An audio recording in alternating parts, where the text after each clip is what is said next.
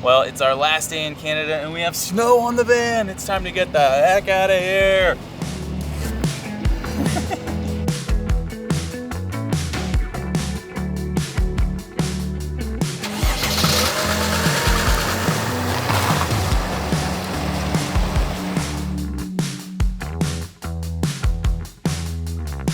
After 4 months in Atlantic Canada, visiting all 4 of its provinces, it's time for us to head back to the US. Yesterday we drove 4.5 hours from Keji National Park in Nova Scotia to Moncton, New Brunswick, where we got snowed on along the way, which was such a cool surprise. And today our plan is to drive just under 3 hours to the US border, but along the way we're going to stop in St. John. We didn't have the chance to explore St. John when we were in New Brunswick a few months ago, so we're going to explore the city a little bit today before crossing back into the US.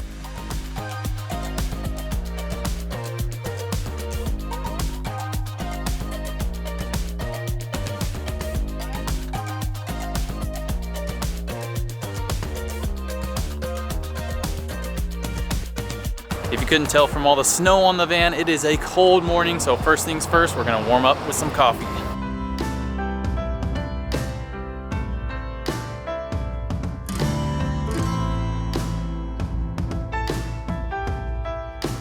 We came to Catapult Coffee and Studio, which not only has delicious coffee, I got a pumpkin spice latte of course, but they also give back to the community. All of their proceeds go to Outflow, which is a charity that focuses on addressing unemployment, hunger, homelessness, and medical costs in St. John. We love us a business that helps others, and I just gotta say, coffee just tastes better when you know that it's just making a difference.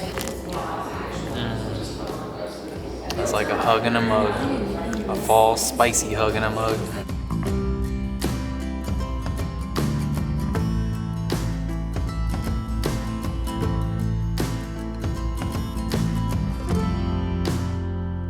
St. John, not to be confused with St. John's in Newfoundland, is Canada's oldest incorporated city, incorporated in 1785. The city flourished as an industrial center because of its ice-free harbor, and in the 19th century it was one of the world's leading shipbuilding centers. We're currently walking around Uptown, which is the city's downtown area, and it got this name because it was up from the water when the ships arrived in port. The Uptown area is filled with beautiful historic buildings that are hundreds of years old and designed in several different architectural styles. And although St. John was incorporated in 1785, in 1877 a huge fire broke out and destroyed over 1,600 structures. So some of the buildings you see today were rebuilt after the fire, giving them a slightly different appearance because they use different stones, although I'm no architectural expert so I can't really tell the difference. All the buildings are just so old and so beautiful.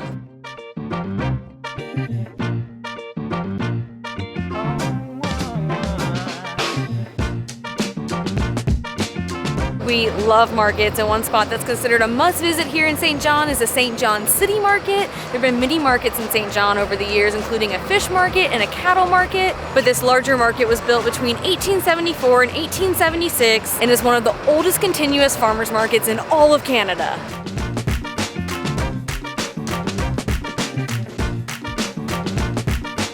This place is so cool and it's so warm in here. I'm so happy. I'm defrosting. One of the defining features of the inside of the market is the ceiling. It resembles the inverted keel of a ship, which is a nod to the city's shipbuilding past.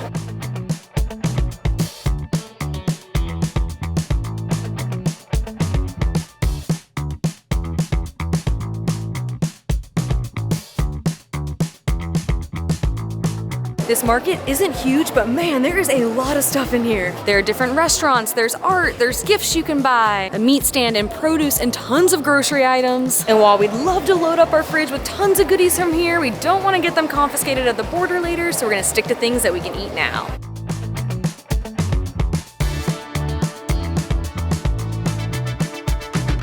We wanted to start with a hearty meal, so we came to Slocum and Ferris, which has been here since 1895. And I got some delicious looking steak and egg tacos. These things are loaded with steak, egg, tomato, lettuce, cheese. There's mushrooms on there, onions. Oh my goodness. Love all the peppers and onion in there. All the beef, and then the sauce over here is like a creamy and tart sauce. I'm not sure what it is, and it's so cheesy, and these tortillas are super good. I didn't expect much out of this. These are freaking good. And I got the massaman curry, which smells so good. It's nice and hot. Loads of chicken in there and some, looks like sweet potato. That has amazing flavor and it's like perfectly spiced. I've only ever had this one other time. I think it was in Vietnam, may have been Thailand. This is really, really, really good.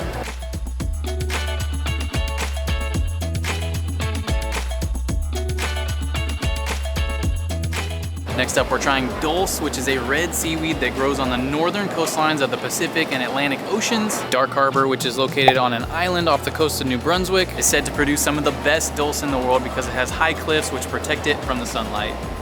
Kind of nervous to try this. That's a huge wad. That's a huge piece. Maybe I can get a smaller one. Yeah, here we go.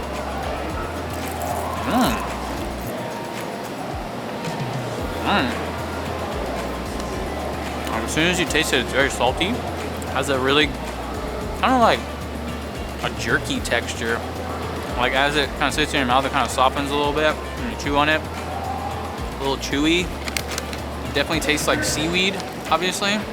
That's really interesting and really good. Indulge me. Oh! Like as soon as you taste, as soon as it goes in your mouth, you like get like instant flavor, obviously. It's not super crunchy like I thought it would be. More chewy. Definitely tastes like seaweed. Some people call it sea bacon because it's really salty and you can kind of substitute bacon on things with dulse instead. Yeah, I can see that. I think you like put it on over the stove for just a couple seconds. I don't think I would replace bacon with this, but No. I still like bacon better, but it is good. Yeah.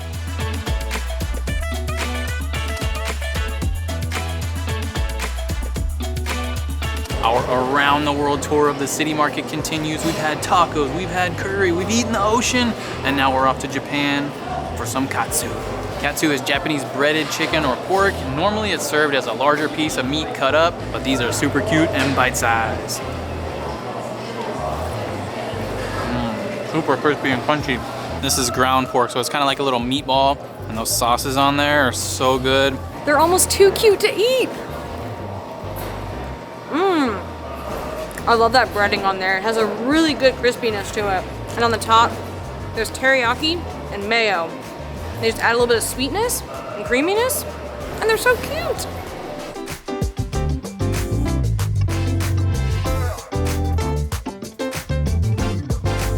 Last but not least, we are trying a Palamine bar, which has been manufactured here in New Brunswick for over 100 years, making it the oldest continuously produced candy bar in all of North America. So it's a caramel fudge with peanuts and dark chocolate. And one thing that kind of surprised me when I opened it is that it's 2 small candy bars within the big candy bar. And this is actually because the guy who created it, he wanted to have a little snack for him and his pal when they went hunting. So it's perfect for sharing. And that way we don't have to fight over who gets the last piece because we have our own pieces. The inside has such a sweet, caramely flavor, and since it's fudge, it has a different consistency and texture than most candy bars, but I really like it. It kind of just stays together really well, and there's some nuts in there so you get a little bit of a crunch. This is really, really good.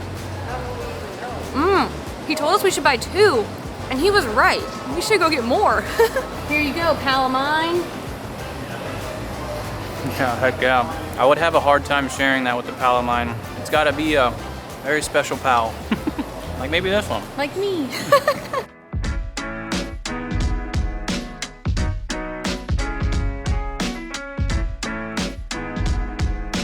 St. John is the only city located on the Bay of Fundy, and you can experience the power of the tides right from here in town. We're at Reversing Falls, which is a phenomenon that occurs where the St. John River, which flows into the Bay of Fundy, changes direction. Basically what happens is as the tide rises, it slows the flow of the river, actually stopping the flow, which is called slack tide. This lasts for about 20 minutes, and as the tide continues to rise, the St. John River gradually reverses.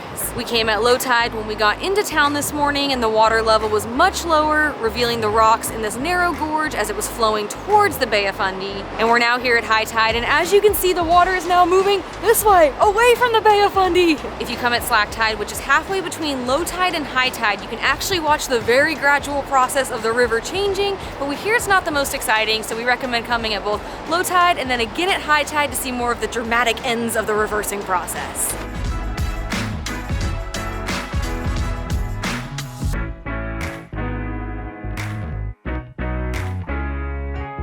We have one more quick stop we want to make here in St. John, and it's something you might not expect to see here. There's a black sand beach. Usually black sand beaches are found where there's volcanic activity, but the black sand here is likely caused because of the presence of magnetite in the dark sedimentary rocks.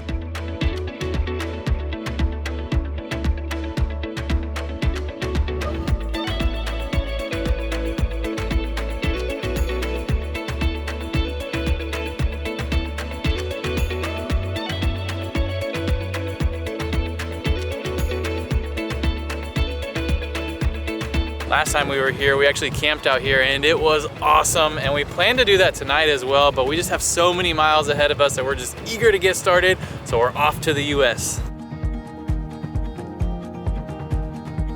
It has been an incredible 4 months here in Atlantic Canada. Growing up in Texas and living in Seattle, this is not a part of Canada that we had heard much about, which is why we were so intrigued to come here, and we loved it. Despite being a relatively small area overall, the 4 Atlantic Canada provinces offer just about anything you could want, including mountains, fjords, rivers, lakes, farms, beaches, waterfalls, epic coastal views, delicious seafood, and charming towns. Plus extremely kind locals, a unique mix of cultures, and a pretty wild natural phenomenon that can be experienced in so many fun ways. We are so thankful to have been able to see so much more of Canada. It was an adventure we'll never forget.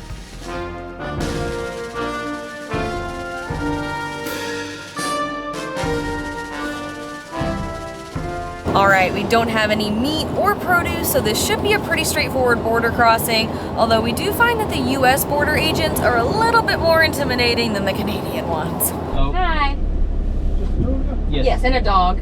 Any fresh fruits or vegetables from Canada? No. Made sure to toss it all. We learned our lesson last time we crossed learned our into the lesson. US. All right, Thank you. All right, we're back in the US. They let us in! And I take back what I said. He was a very nice border agent. Way less intimidating than the others we've experienced. He was friendly. He was nice. Nice little welcome home. But we're going to be spending the next 10 days driving back down to Texas to spend some time with friends and family for a bit. And the next time that you see us, we will be on a different continent for some super fun winter adventures that we are very pumped about, but also slightly scared because it's gonna be really, really cold.